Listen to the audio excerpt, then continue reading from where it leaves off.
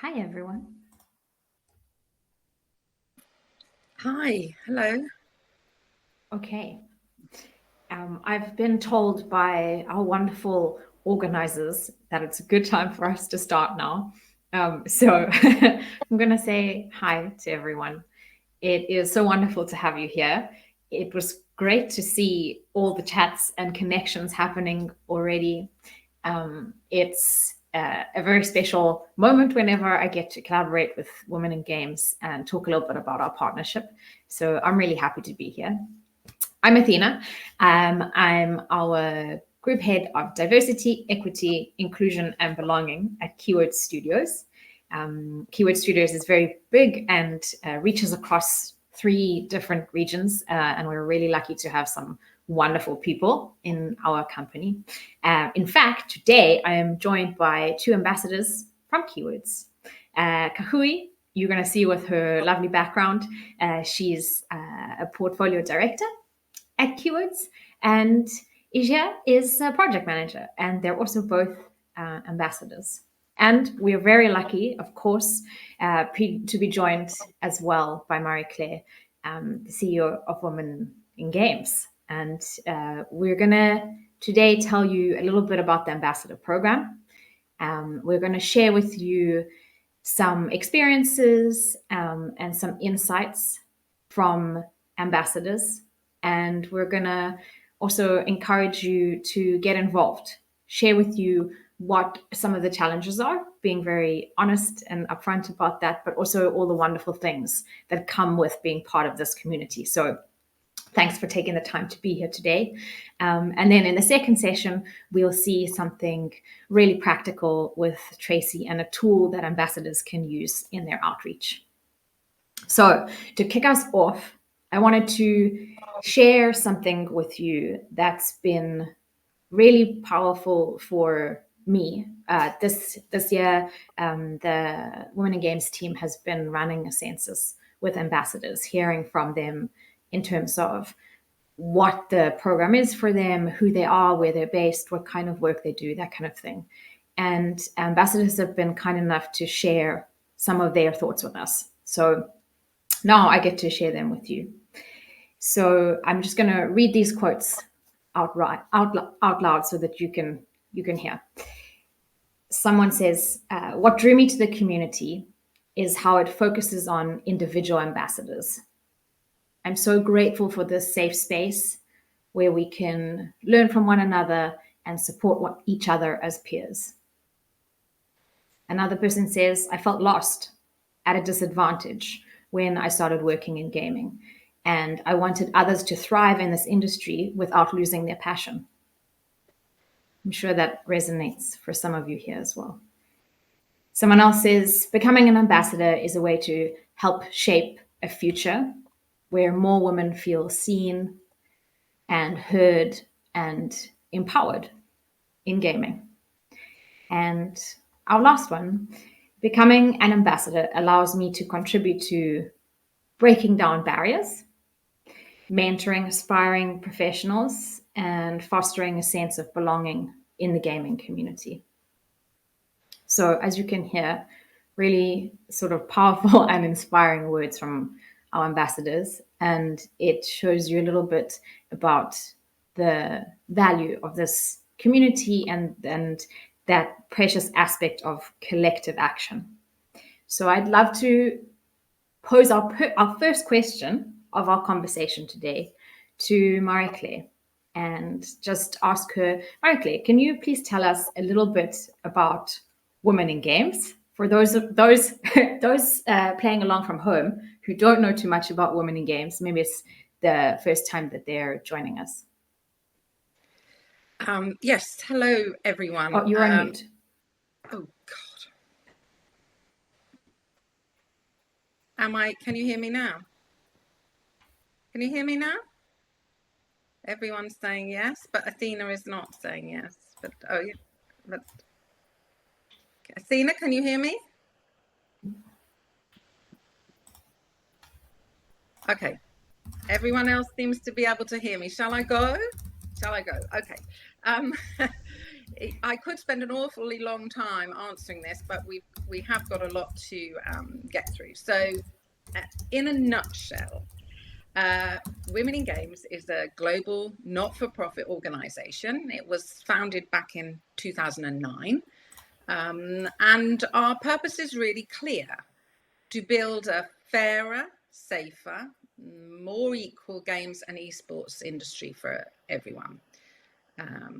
Our mission is to create new platforms, pathways, and opportunities that empower girls and women all over the world to thrive in games. And we do this by bringing people together, women and men, allies, champions, experts, and grassroots groups, to come up with shared solutions that drive real change. We work across 5 areas, and we call those areas our spheres of action. And this came out of our Women in Games guide, where we use this idea of spheres being spaces where action can take place. And those 5 areas are industry, education, policy, community, and culture. Because we know that if you want systemic change, you have to work across all of them all at once.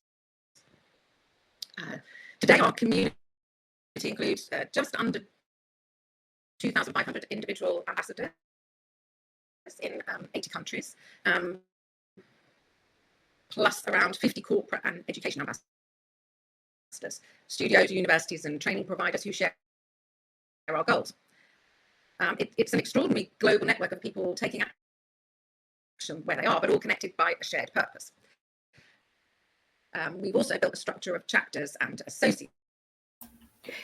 Marie-Claire, I'm so sorry to interrupt you, but we're having a little bit of an issue with your sound, unfortunately. So I'm not sure if you could maybe mute and unmute yourself.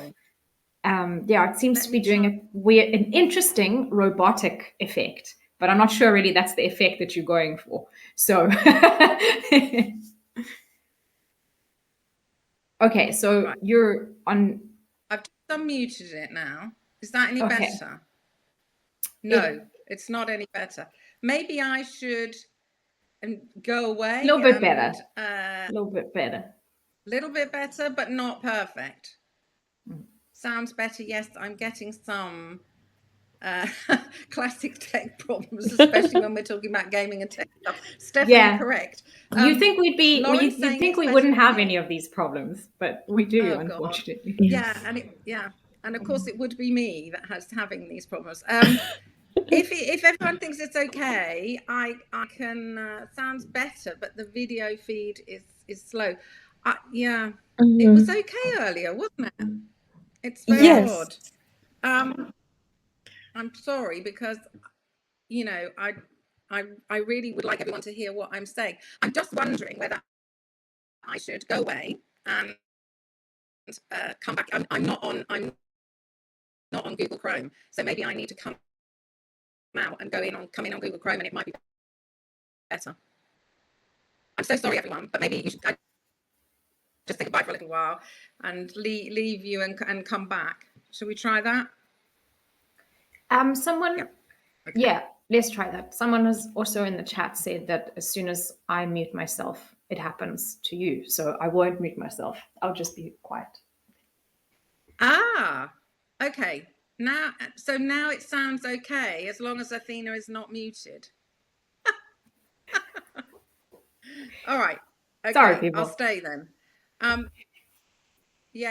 Maybe it's affecting it somehow. Right. Okay. So I can't even remember where I was, but you were telling us about the 5 spheres of action in the fair playing field guide. Yeah.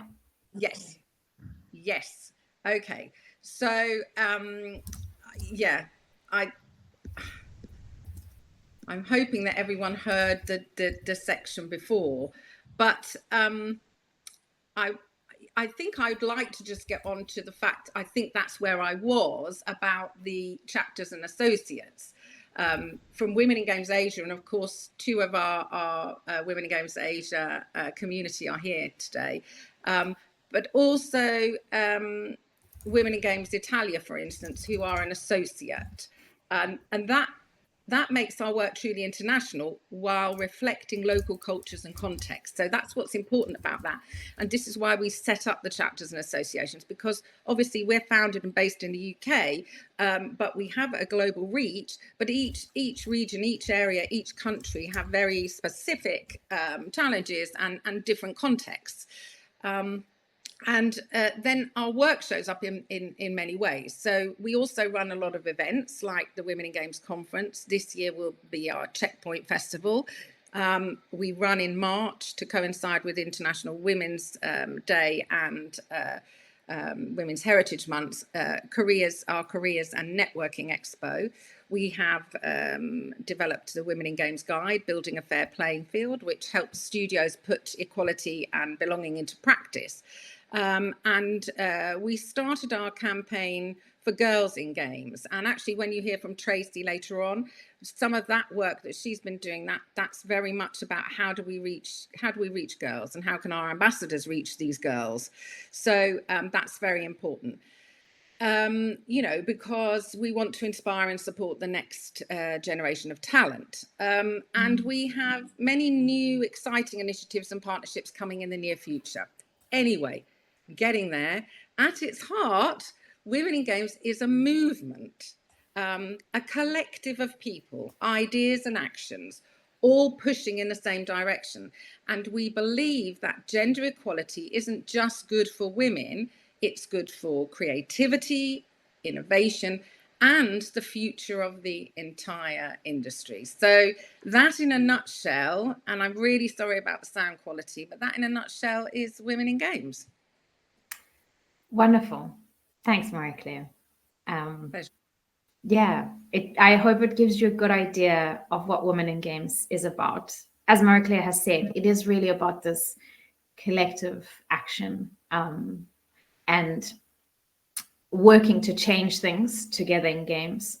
It's really important as well to recognize the different kind of cultural contexts that we're operating in and how those spheres might look different in different places.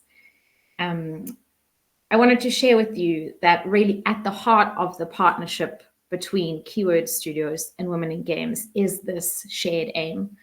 We really want to tackle gender inequality in the industry. We want to address underrepresentation. We want to make it an inclusive, good environment for people to be in, for everyone to be in. And we know when inequalities are persisting that is not going to be the case. So that's where we're really driven working together. We are entering our 4th year of partnership with Women in Games at the moment. And Keywords sponsors the Individual Ambassadors Program. Marie-Claire mentioned some of the other groups that are part of the Women in Games universe, so to speak. So if you want to know more about those, you can see there's lots of information on the Women in Games website. And so today, because Keywords is powering the Individual Ambassador Program, that's where our focus is. But there are lots of ways to get involved as well, other ways as well.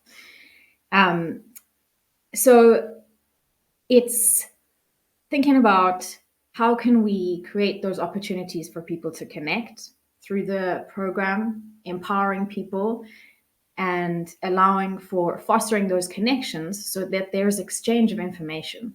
Like you can see in the chat that we started off in the first couple of minutes when everyone joined, people are sharing their profiles, they're sharing the things that they're interested in, and that's where a lot of the good, rich, and precious stuff comes from in the community, because people have those moments of connection and can build things together.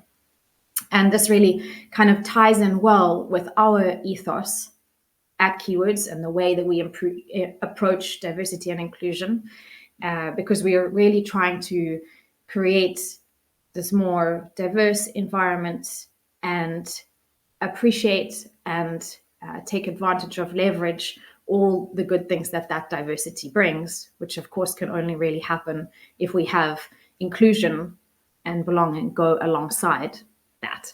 So in summary, it's very much about an alignment in terms of values between women in games and Keyword Studios. And I'm always amazed at all of the wonderful things that people are doing as ambassadors. So Kahui has very kindly dropped in the chat there the annual report. So you can see just like the range of activities that ambassadors have been getting up to over the last year or so. And that's not even all the activities. It's just a sample so that you can get some ideas and some inspiration. What I wanted to let you know as well is that ambassadors are role models. They're advocates. They are really representing women in games and the ethos of that change in shaping a more equitable industry in the work that they're doing.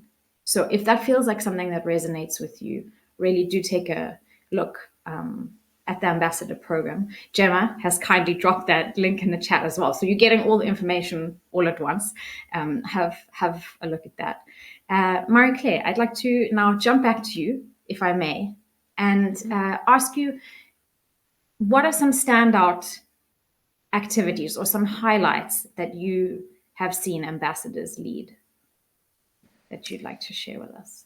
Yeah, I mean, there are a few standout events which are outlined in the report, actually, which of course everybody can look in a bit more detail. But there was a really great mixer and brunch at GDC, and that was in March last year. And there have been more of those sort of picnics and outside activities that might be focused or centered around bigger events. Because what we found is that ambassadors like to come together, and particularly to meet in person if they're already at an event, because they're already there, you know, and so those slightly informal but really valuable in-person get-togethers have met, you know, I think they're quite outstanding in what they do in bringing the community together.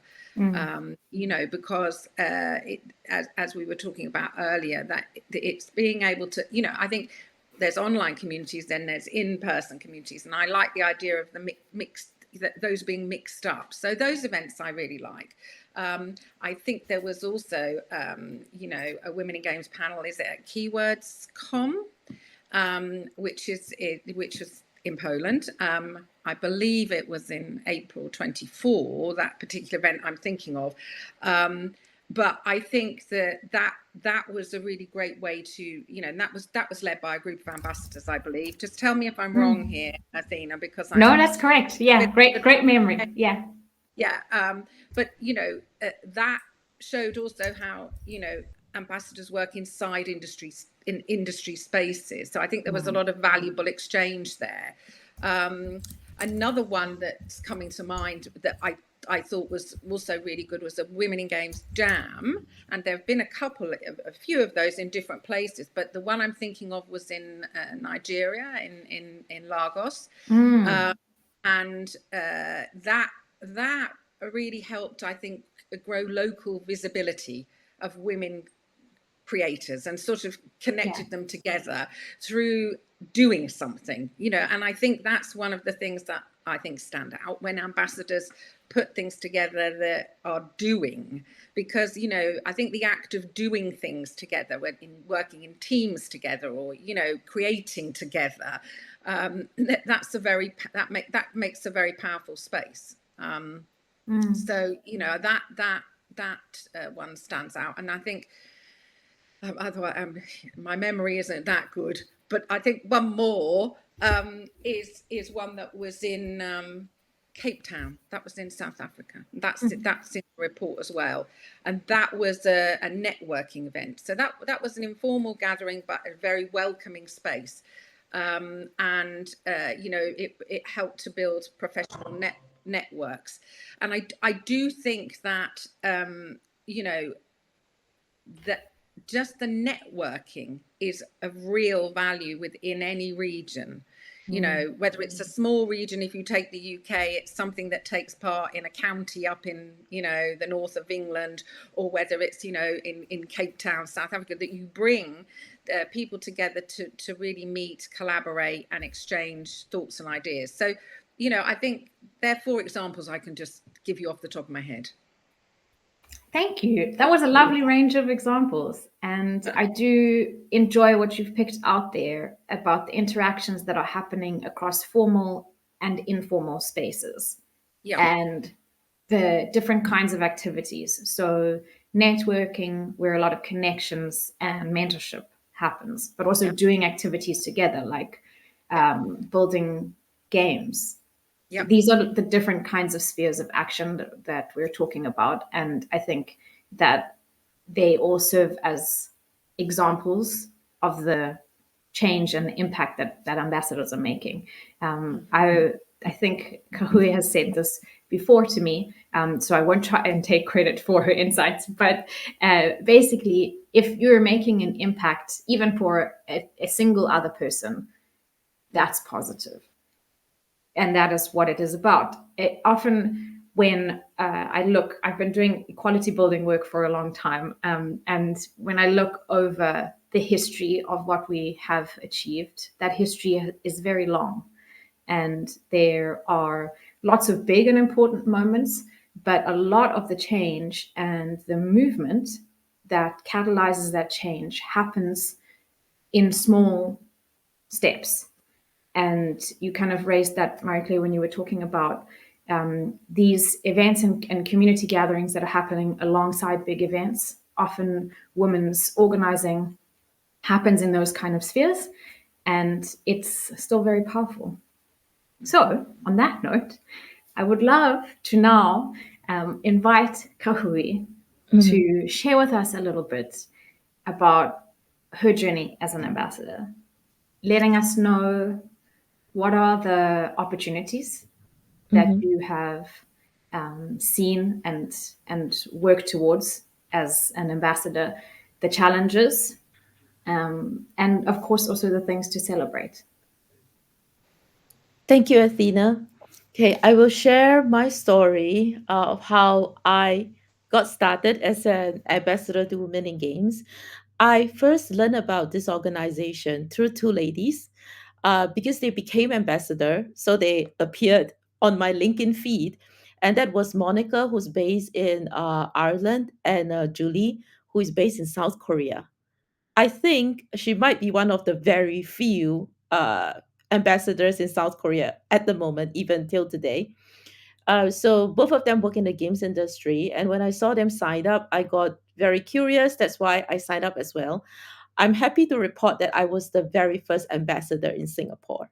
Why is this so important? Because I remember that when we onboard ambassadors, we used to onboard in a monthly basis, if I remember correctly. But now there are so many ambassadors, we could only do it in batches, in every 3 months, quarterly basis.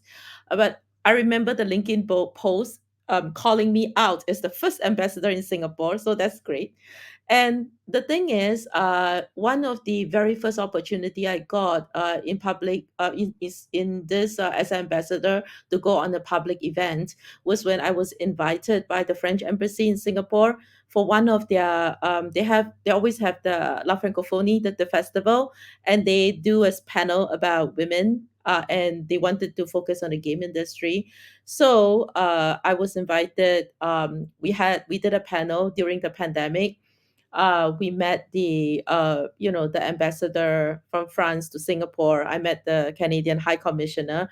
Happy to report one of our panelists, Rika, is also in the audience right now. Hi, Rika, because she's relocated and she's working somewhere in. Hello, yes. So that was I think that was a very special event for me. So when people ask me, what opportunities does Women in Games bring to you? Well, you meet ambassadors, like the ambassadors to Singapore. Oh, by the way, I was also invited to the Swedish ambassador residence in Singapore as part of as the Singapore Games Association and representing women in games. And I met many other Swedish game developers and co-founders, lady, female-led studio founders. So it was very, it was something that I thought if I had never become an ambassador, I don't think I would have those opportunities. So imagine how special this was. Well, back to the story. When I became ambassador, other than this, Dan, who was then working in Riot Games, reached out to me. So we used to host a monthly W coffee session. So it was very simple. Every first Friday of the month at 9 a.m., bring your favorite beverage. Well, if you want to do bubble tea at 9 a.m., there is no one, we do not discriminate. We are very inclusive. So you bring it along with you. We just sit there, we talk, we chat about some of the challenges that in our careers, or it could be jobs, something that sometimes you need someone outside of your company, outside of your reporting structure, reporting line, to be able to put things in perspective. So it was amazing. I met a lot of different ladies in those chat. And later on, I remember we had a special topics. So when there are every year, the International Women's Day, we'll have a different slogan. So break the bias. We talk a bit about, we get someone special to have a talk about unconscious bias, about breaking bias. Among the speakers, we have invited streamers as well, people that and we have people coming from different parts of the industry to share about the experience, so that we get to see what different people do in the games ecosystem, which is very interesting. Later on, Dan and I decided that we wanted to do, like Asia chapter, to help to be more focused on some of the initiative in Asia, because Marie Claire runs a very small team. Despite the few thousand ambassadors, you must know that her core team has never been more than 10 people, I believe. So we want to have, be able to expand or extend what the mission, the vision that women in games have, like in the Asia region, start to, come up with initiative that is more specific to support where the region and the game industry is right now. So that's where we proposed to set up the Asia chapter. And when it was finally approved, I remember in May 2022, I was actually in the UK. So I was attending a summit in the UK, and at night, half tired from the whole day of events and dinner and all the networking with keywords management people, I was trying to draft the media release copy with Lisa using my phone, lying down because I couldn't sit anymore. And I was doing it, and it was 11 p.m. at night. We're trying to do that. And in the morning, Dan, who was in Hong Kong at the time, she was following up on writing the media copy. But it was very exciting for us. And once it was launched, we decided that we need to bring in more people that can be part of the leadership team or the main team, so that we can push forward some of the initiatives that we wanted to. We did a lot of online events. I'm very honored that for every Women in Games online events that we have, whether it is the Korea Networking Expo, we were always invited to have the early spot for Asia, and to be part of the program. So we really really appreciate that. And the other things that we do were the online events. So when we talk about online events, I think there is this thing that I always say when I present within keywords about what ambassadors do. We do not have money, so we set out to do events without money, and we have to go out of our comfort zone to look for sponsors. We spoke to venue owners, business owners that own cafe. We get funding from some of the industry partners, be it publisher. We talked to a lot of people to try to secure the funding needed for an event, right down to the food, the venue, the speakers, and including the swag or the merch that we will be giving away. So this is something that takes a lot of that. We must believe in what we are doing, because we are going to set out there to convince people about the value that we are going to bring to the industry and asking them to invest in us. So that was to me one of the biggest learning points. It's not comfortable, but after you have done it a few times, and you could organize bigger and bigger events, and people just very graciously say, okay, no problem, I'll sponsor lunch for 80 people. You'll be like, oh really? We didn't really have any products to offer. What we are selling to them is something that we are going to do for the industry to help to advocate, promote, empower a group of women or underrepresented genders, to help them develop and to their full potential in the industry. That is the vision we are selling them, and we have to get funding for it, and we did. So we did a lot of events. I think the big ones were, I think, Gamescom Asia. It was a very lonely event because I was the only ambassador in Singapore running the whole show with a panel. I have to invite women leaders from Meta, VMware. All of them were VP, very senior people. And what impresses me was I sent an email 6 minutes later. I got a confirmation. Sure, I'll be there. And that's what really inspired me, because I know they're super busy and they are paid to speak at public events, but they're doing it for free for us. So that was when I realized there's hope. There's hope, and there will be people that believe in us. So go out there, don't be worried about it. If you get a rejection, okay, try another one. I believe there are enough women leaders to go around for us to invite to speak at events. I want to believe in that. We also did we did a few events with specific clients, like AWS. Ubisoft Singapore was this year's International Women's Day. So we were at their office. And we also had a lot of partnership with Xbox. We did when with every Xbox Discovery Day, we also did a Women in Games event, networking panel kind of event in collaboration, and Xbox will sponsor the full day venue and the drinks and the food. So it was very encouraging to us, because as a partner, they also have a special sponsorship or subsidy that goes to women-led studios to help them, especially indie studios where funding is critical. So they have a program that help to uplift this group of developers. And the other part that we did was with the major conferences like Level Up KL, Gamescom Asia we have in partnership with them since 2022. And next week, we'll be at Gamescom Asia, Thailand Game Show 2025 in Bangkok. First time in Bangkok, so this is very exciting for us. We have a few ambassadors there that have volunteered. So thank you to them. Whoever, we know who they are, but you'll see them at the booth. Uh, and this week, I think just yesterday, Aishan's mentor just completed a Women in Games networking event at Level Up KL 2025. So we are a very small team as well, but we try to do our best. And this would not have been possible without the support of other ambassadors and the games community at large. So it's not only women, but men as well coming together to support this. Just to share what happened at PGDX, so that's the Philippines Game Developer Conference. We got sponsorship to get people into a cafe with the cafe owner's approval. We didn't have a lot of swag being prepared because sponsorship was limited.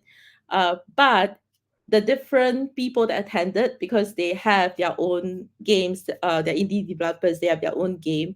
They have kind of some of the souvenirs or some of the swag that they printed for their game. They were distributing it. So everyone got more than what we original planned. But what is important is having them come together at an event and be able to connect with each other and be able to support each other. I think that's very important. One thing we cannot avoid talking about is the current state the industry is in. It's not the best time to be joining the game industry or to be working in the industry itself. But I think this community has given me a lot of hope, because while you are facing challenges such as being made redundant is a very tough thing to go through. Your immediate family and friends may not really understand our industry as well as another peer or someone in the community. So I have seen a lot of support, people coming together, recommending jobs, sharing open opportunities for people that are impacted. And most importantly, is that with this community, we continue to give hope to those that are going through a tough time. So for us, for some of us, when we first started, I think when I was an early career in the industry, I was more looking for support. I'm more like a taker. But right now, I think I'm more of a giver of giving back in the industry. So a reminder to everyone is that when you come to a stage of your career or in your life where you can give, it is time to also try to give back to the industry to support the next generation of women for their growth and for their career and their journey. So I think that is very important for me. Yes. Thank you so much, Kahui, for sharing all that with vulnerability and Mhm. and your classic Kahui humor as well. Uh, I have to say that you're getting a lot of little celebration icons, emojis, and they're well deserved Yeah. for all the things that you've shared with us. Yeah. I wanted to add, I forgot to Mm. mention this very important thing. We recently launched the Women in Games Asia microsite. Okay. So Women in Games as the main site contains a lot of valuable information. Earlier we shared about the building a fair playing field guide. There is the women the manifesto as well. And there are many interesting news that and the updates that comes through the on the website, thanks to Lisa and the team behind her. So the thing is, the microsite, what inspired that is that we had several cases of um, bad employment practices, discrimination, Mm. women that face toxic um, bosses, I would say even power harassment in some cases in Asia. So we came together unofficially a few years back when the first case happened, and we put together a bunch of resources. For example, in Singapore, we have TAFED, which is a tripartite agency that looks for fair employment practices, and there were some helplines that were free legal aid given to people that have face unfair employment practices. So we try to gather that by region for Asia and try compiling it. Then we realized that we need to put this somewhere, not in a Google Doc that that only the few of us can access, and then we just copy and paste the links to someone when something happened. So we wanted to start the microsite to share such resources. And for this microsite, we'll also link back to all the important resources that are in the Women in Games main website. So feel free to look out for this. It might be more relevant for people in the region, but this came up as part of our plan to further support the community and in the local terms, meaning where the local helplines are, which are the local authorities or agencies that they can seek help from when they face such situations. Yeah. Thank you. Thanks, Kahui. That was really great that you remembered that. And we've dropped the link in the chat. So please go have a look at it. As Kahui said, lots of valuable resources. And especially if you're based in the region, there's some great things there and things that you might, even if you yourself don't need them, you might be able to share them with someone else. And that's really important too. Kahui, thank you for sharing with us your journey. And also, it's very inspiring to me to see how you put yourself out there. You talked to us about how you acquired skills. You kind of went outside your comfort zone. It's not that you came in with all of these ideas and skills. You kind of built it over time, and having the boldness and the courage to, ask for help and get contributions and input from people, and how you're maintaining motivation also in a challenging time. you probably haven't had a chance to look at the chat as you've been talking. So I wanted to say for anyone who is just watching the video and can't see the chat, that there are lots of mentions here, especially about what Kahuya said about being part of making a good space for the next generations that are coming into the industry, and providing this kind of community so that it is more possible for us to navigate the stormy and difficult times in the industry and continue to build a more diverse and equitable industry over the long term. So thanks so much, Kahui. Thank you. Yeah. Kahui is she's reachable all across LinkedIn and social media and things. So you can connect with her there. I'm sure she won't mind me saying. And do have a look at the resources and things that we've shared. I'd love to now invite Ijia to talk to us a little bit about a different kind of stage, maybe, in being an ambassador. So one of my first questions for you, Ijia, is could you talk to us a little bit about your purpose as an ambassador? I think when Kahui mute, Athena gets chopped off. So you might need to repeat your question again. Okay. So to repeat my question, I wanted to ask you, what is your kind of purpose and the drive behind being an ambassador for you? Okay, so I'm going to share something that is very different. So people go into organization, company with a purpose, but for me, I'm the opposite. After like being invited by Cafe for a few times, saying that there's this organization, Women in Games, do you want to join? It came as a very spiritual thing. Oh, maybe I should just join and see how it goes. So there was no purpose, there was no expectation, but just plain instinct that after I joined back the game industry, I want to do something. So joining an ambassador seems like what is correct at that point. And I'm a person that likes to stay in my comfort zone, not like other people that try to get out. So I learned another way is by expanding the comfort zone into somewhere that I still feel comfortable. I can provide support for everyone, and maybe that's how it got me further. So very interestingly, I joined some of the events last year, even before I joined the ambassador program. So I was helping out, like standing around the booth, talking to like audiences that join, especially during Gamescom. I remember there was this lady who traveled all the way from China here, and she was like looking for Kahui, but she was like somewhere in the toilet, so I had to like text her. Yeah, that was my first experience in the event, how to help manage a booth.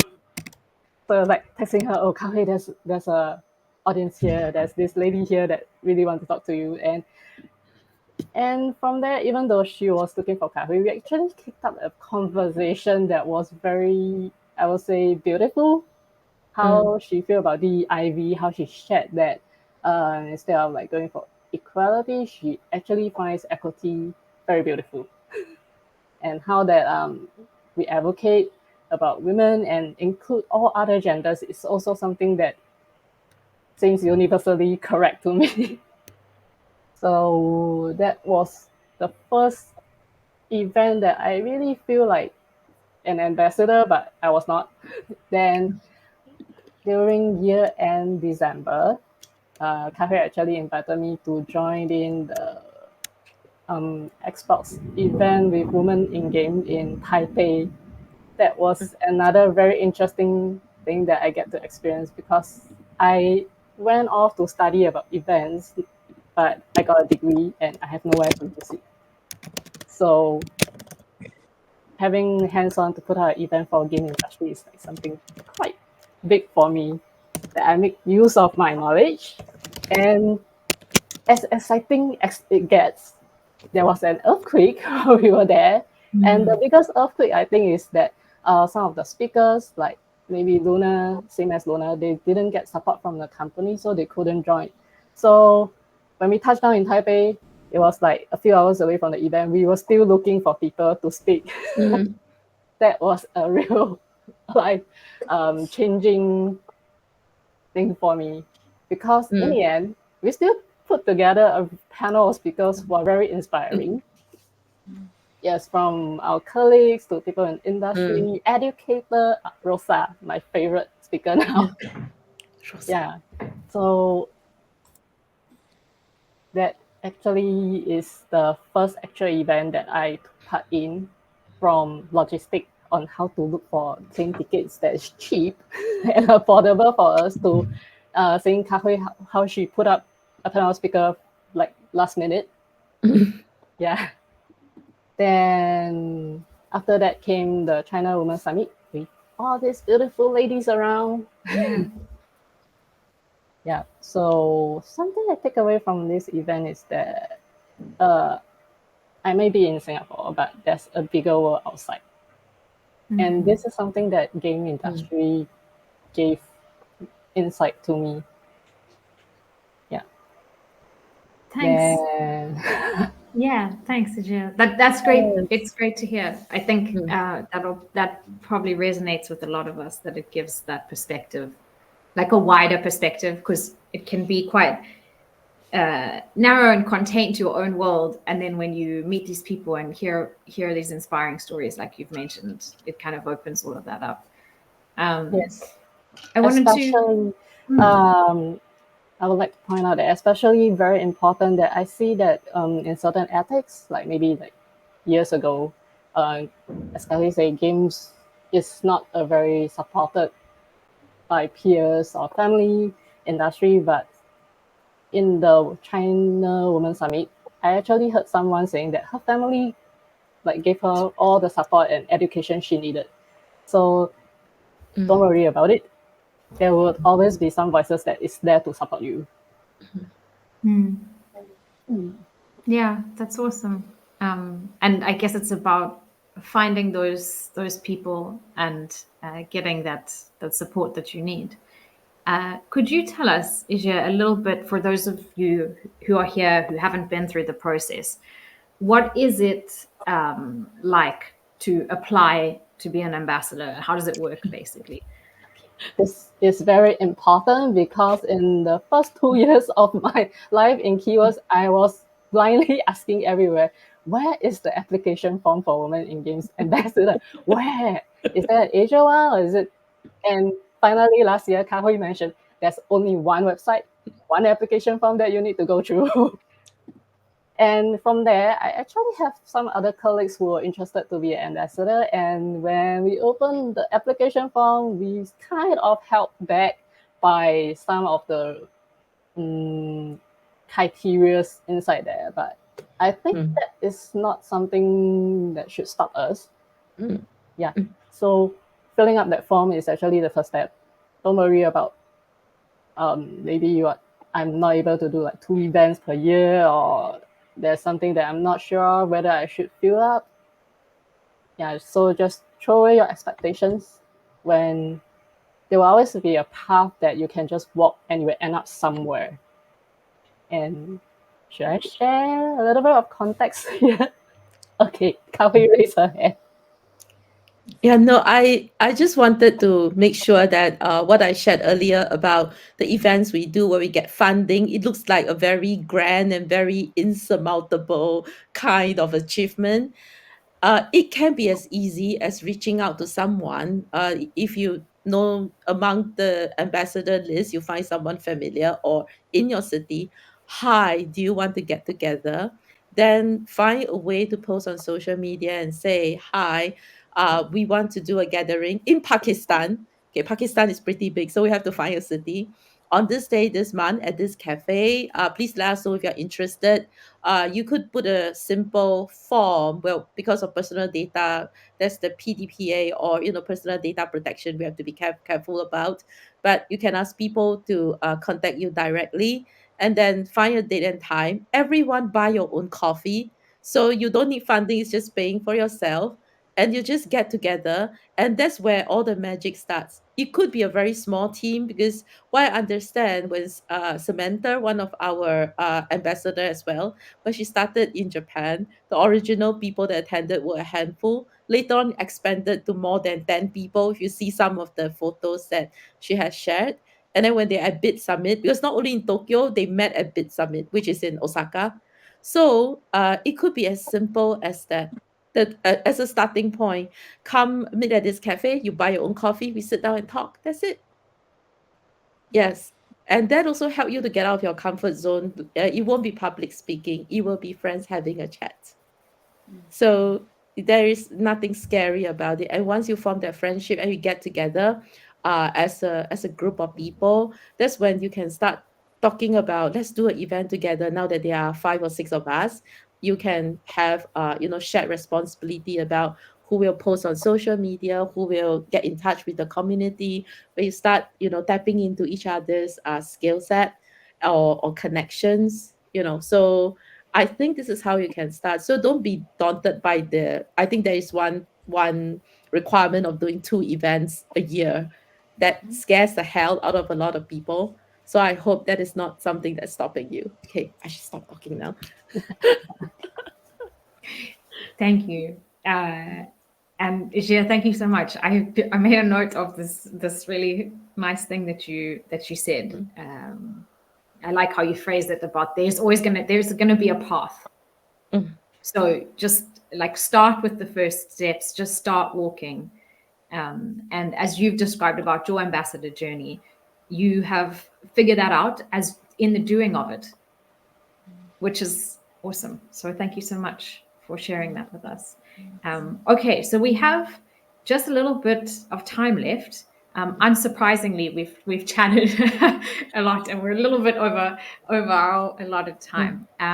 But to close this, and just before we jump into our Q&A, I wanted to ask you each to give us like the gift of one final sentence or message from each of you. And Marie-Claire, we can start with you, for everyone who's here today.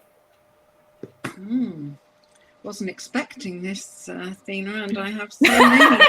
Sorry. Yeah, I think as we talk, actually what we're talking about here is the Ambassadors Program. And because we're talking about the journey, the paths, all the things that, have just been said, I don't want people to be put off, what you're describing about a form or a thing. And I just think, be bold, be brave, engage, join the collective, join the movement, because it really will change your life. It will. Yeah, so that's from me. Thank you. Ijia, how about you? One last little message? From a person that joined the game industry at the down low part all the way until now, I find that this is the height of the game industry, especially after hearing during one of the speech that when the industry is at a certain height, you will have women coming out, organizing and helping the industry to grow. So don't worry about the form, of course. Just join and you will meet nice people like maybe Luna telling you how to use oath and Kahui telling you about how events are being put together. And especially Athena telling us about how the EIB is going to work in our life. There will be many people that we come across in this organization, and it will be part of your learning experience, or it can be it will be something that can help shape our life. That's from me. Thank you. And Kahui, lastly, your last. Yeah. One thing I didn't really explain just now about why we were so, focused on the events and all that. Having those events was to create a platform for people to meet, whether it's online or in person, and for them to share their stories. Because You can see a lot of statistics or talk or speech, but there will be the personal connection when you listen to the story of another women that work in the industry, sharing her challenges, how she overcome, how she survived, how she has done better than she has ever expected, and the support that you'll get. I think that is what we want to get out of those events and sessions. And that is, and I would say, I want to have a special shout out to Dan, my partner in crime, and to the Women in Games Asia team that I work very closely together. Luna, Aisha, Sam, Nisi, Sonia. See, I remember all of them. See, it's a small group. We need a bigger group. It has been, we have been through tough times in our own careers, but we remain, that lighthouse, or that supporting pillar for each of us. And there are things that we share with each other that we will not be comfortable even sharing with our colleagues or co-workers that we work with every day.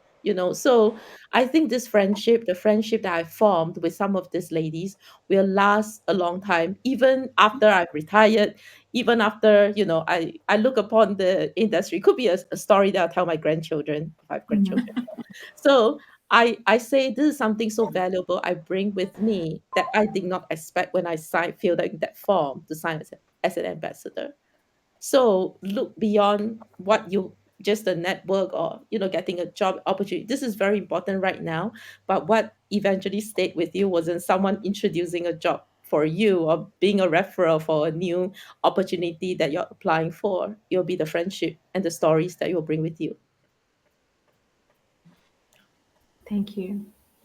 Oh, very inspiring. Thank you so much. Thanks for being here. Thanks for sharing, as I said in the beginning, with such vulnerability as well, because you've shared challenging things too, not just the good stuff. So I'm very grateful. So thank you. And we've opened up the Q&A. So if you have any questions, we have until past.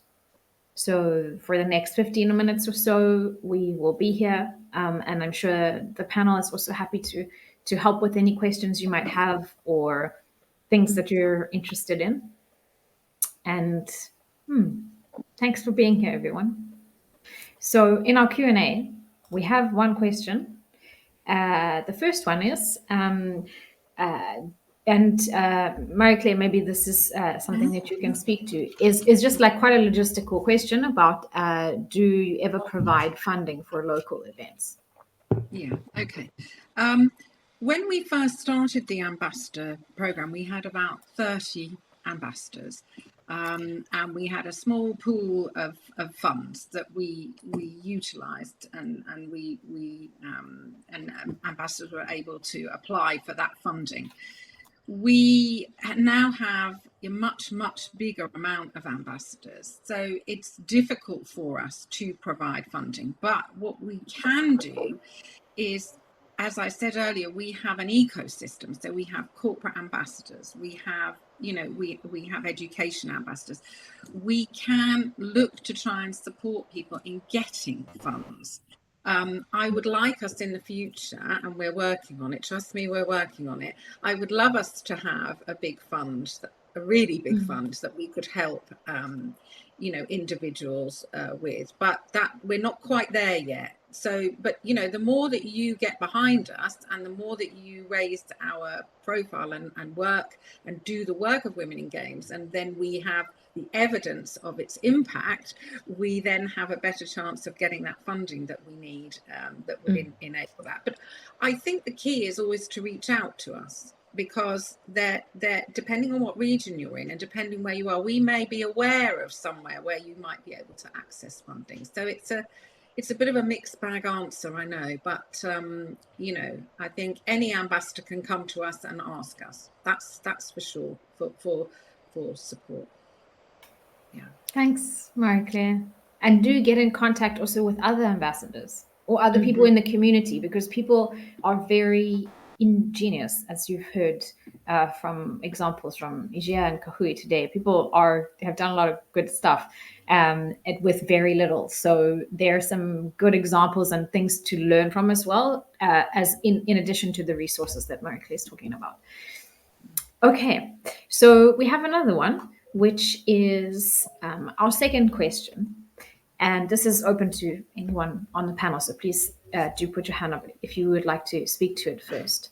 Can you share an observation about the environment for advancing equality and women's representation in the gaming industry and how this has evolved over time? Has it gotten better? Has it gotten more challenging in this space?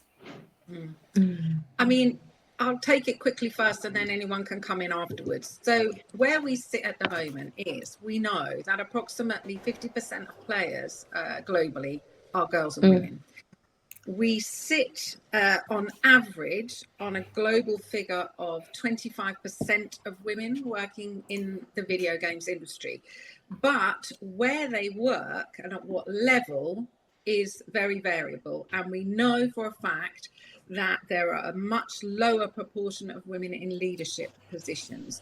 Stats range from 7% to 9%. So what you have is you have at the very top and where the drive of companies come from, you don't have gender equality, or you're a long way from it. So that's where we are now. That's where we sit. It's variable. Some countries are doing better than others. Some are up at 30. I think one of the Nordic countries, can't remember off the top of my head, is at 40% of women. But that also aligns with the kind of political, economic, social policies that they have in those countries. Has it got better? Well, it is better because when I first started, there was 7% of women worked in the video games industry. So it's gone from 7% to 20, on average, 25%. But is there more work to do? Yes, there's still a lot more work to do. And I think within the sector, there's work to do as well on not only environments, working environments, career pathways, entrepreneurship. There are very few women-led studios. Money doesn't, investment is low for women who want to start their own studios. So there's work to be done there in that space, and there are organizations who are doing things in that area. So it's moving. It's moving in the right direction. But there is still a lot of work to do. There's also, we have an ecosystem, don't we? Because we have the workplace, careers and the workplace. We have entrepreneurship and ownership of businesses. Then we have education, which are all these spheres that I was talking about earlier. And then you have players, and that 50% of players also still have negative experiences online. So there's high levels of toxicity against girls and women who play games, which is circular as well, because maybe that's sometimes why some of them don't take up careers in video games if they've had those kinds of experiences. So anyway, that's a small summing up of where we are. Yeah. I would I do agree with what Marie Claire just summarized. About the state of where we are right now is very much work in progress. But I think one of the more encouraging signs that I've seen is that I used to give career talks, whether it's a women in games specific type of panel. But back in 2017, so there is this particular location in Singapore. There's a building forever under renovation, but recently it's finally done. I've given talks there in 2017, 2019, and then subsequently. And the first time when I gave a talk, there were one or two women in the audience listening to the talk. Then the most recent session that I did, at least like nearing half were women. So there were even there was a mentorship program. There were women that were developing games by themselves, like they are the sole developer, and then they showed the prototype and they said, okay, I'm looking for an artist, I'm looking for this. But it's very encouraging for me to see that, because it seems like it shows that there is no more social stigma around whether like women shouldn't be in this sphere. That's why there are these brave ladies that come up. uh, and then there are also, I can see more male allies. Like last time, if Mm. there were discrimination or toxic behavior towards some women working in the games industry, there may not be people stepping up and and pointing it out that this is wrong. But right now, because we have more allies, so whatever it is, people don't, that you do not be an asshole, because you are not going to, the airlines will take care of these people. Like, we women may not even need to fight for it, but the respect is there. I can see the more inclusive environment, and I see this as a positive move for the younger women, because we need the talent pipeline. We still need to keep building it, even though in the end we might not get 50% of them in the industry. But we don't want to discriminate this, not encourage them, discourage them, or give them, like, making them give up on this as a potential career path. So I look at it that there is a positive movement given the past 8 years, just giving talks and noticing the women in the, and I see parents coming with young girls as well.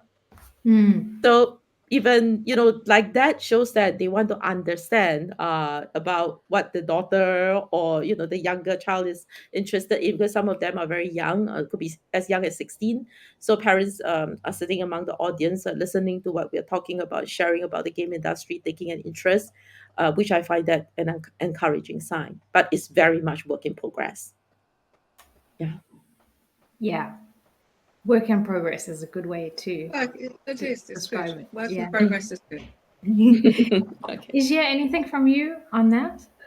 Well, coming from a person that, yes, I experienced harassment before, so that was like maybe 15 over years ago when I first joined game industry, and looking at where we are now, having coffee talk about how we can deal with them, it feels very safe.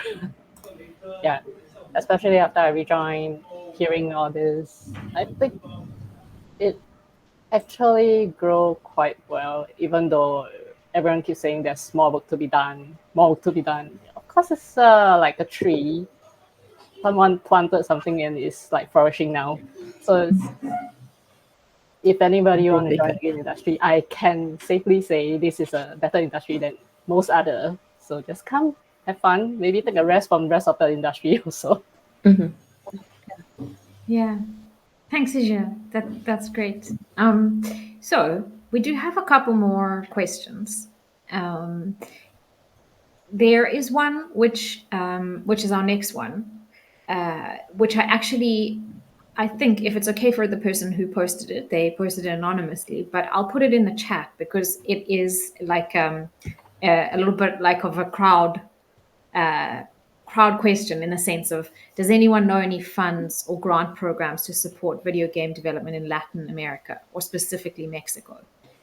I know there's some groups and organizations that are like Friends of Women in Games that we can point you towards, and there might be other people in the chat who can also add ideas there. So I'll drop that one in the chat. And then,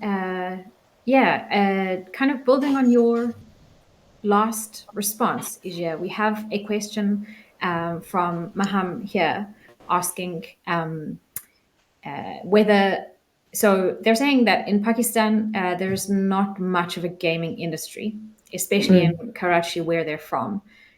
They want to start small to build their portfolio, but it's really difficult because what they face is there's not even a single opportunity, it sounds like. So do you have any ideas for them, or what they can do?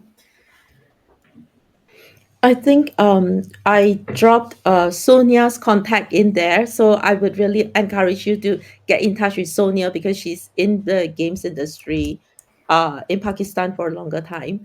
But just to share a story about Sarawak, if you know where Sarawak is in the world, when so one of the ladies that we know very well, Swango, she's based in Sarawak. When she first started, there was no game industry in Sarawak. It's part of Malaysia, by the way, but the one with the Borneo, the Brunei, that part of the, if you know your geography, it's that part of the island. So you do not associate Sarawak with games. She built the entire industry up. So she's one of the very inspiring ladies. We have been on panels with her. She basically pull people that are interested together to start building it up, which is a very admirable feat. She's a co-founder of Control D Studios, one of very few women-led studios in that part of the world as well. Yeah, but this is but of course, I think if you listen to a story, you will get some inspiration on how to work on this. But first of all, I think the if you get in touch with Sonia, and Sonia will be able to connect all of us together, we can start looking among our community and contacts and network and see if we can support you in this way. I hope that helps. Yeah. Thanks, Kahui. That was actually more specific than I was anticipating. So thank you. Thanks for sharing that. Okay. So as we just have a couple of minutes left, I have one last good question for everyone on the panel. So this person is speaking from the perspective of a student who has seen and is aware of how difficult it can be for young women to be fully accepted in the programs like computer science. So they're asking what steps can they take individually to inspire more peers to explore opportunities like in the games industry. I'm happy to say a few words on this one. I'm not sure if the person who's posed the question is an ambassador, but if they are an ambassador, I think one really good event or activity you could do is to create something like a book club. That's an example I'm giving, which is actually maybe it's an opportunity club or an education club where you come together with people who can discuss and share what they're up against and what you might be able to do more collectively to learn about what steps you need to take.